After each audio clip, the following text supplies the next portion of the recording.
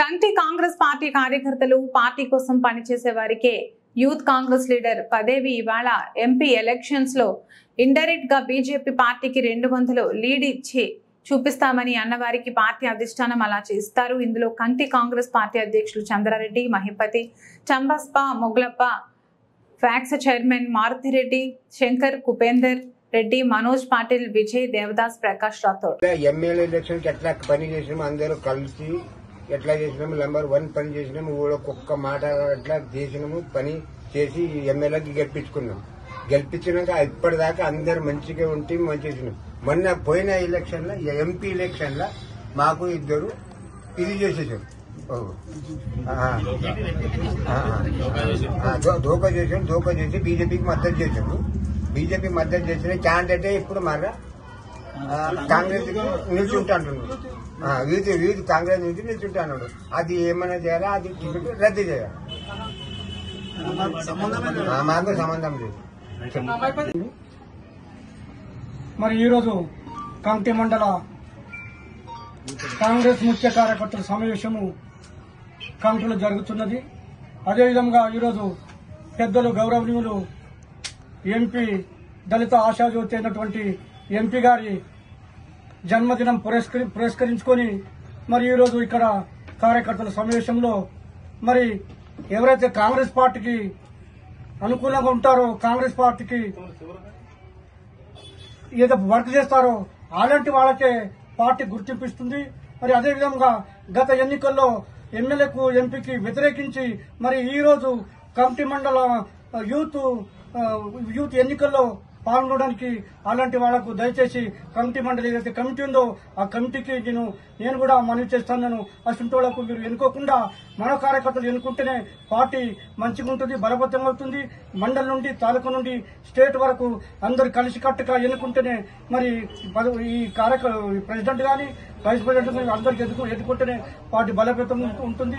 దయచేసి మనము కలిసికట్టుగా ఉంటేనే ఏదైనా సాధించగలము ఆశిస్తున్నాను. మరి అదేవిధంగా నేను ఈరోజు కమిటీ మండలం నుండి జగలవాడి గ్రామం నుండి పెద్దలైనటువంటి బస్రెడ్డి ఆధ్వర్యంలో కమిటీ మండలం అందరూ నాయకులతో మనవి చేసుకుంటూ మరి అందరి పార్టీ నాయకులతో కలిసిమెలిసిగా ఉంటూ మీటింగ్ ఏర్పాటు చేసుకోవడానికి సన్నాహాలు జరుగుతున్నాయి.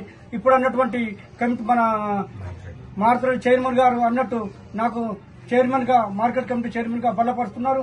అదేవిధంగా రేపు జరగబోయే ఏదైతే పెద్దల దృష్టికి తీసుకుని పోయి నాకు అవకాశము ఇవ్వగలరని మనం చేస్తా ఉన్నాము. ఇప్పుడు వెనకట సంధి కాంగ్రెస్ పార్టీ నుంచి ఎవరు పనిచేస్తున్నారు, మన వాళ్ళకే పని చేయాలి, వాళ్ళే నిలబట్టాలి. మరి వేరే పార్టీ నుంచి వచ్చి బీజేపీ ఈ రోజు బీజేపీ అన్నారు, ఎమ్మెల్యే ఎలక్షన్ కు అన్నారు, మరి ఇప్పుడు ఎంపీ ఎలక్షన్ కూడా బీజేపీ అన్నారు. 200 ఓట్లు మేము కాంగ్రెస్ మెజార్టీ చూపిస్తామన్నారు బీజేపీ నుంచి. మరి ప్రచారం చేసిరు, పైసలు తీసుకొని ఇంటింటి తిరిగిరు బీజేపీ అని.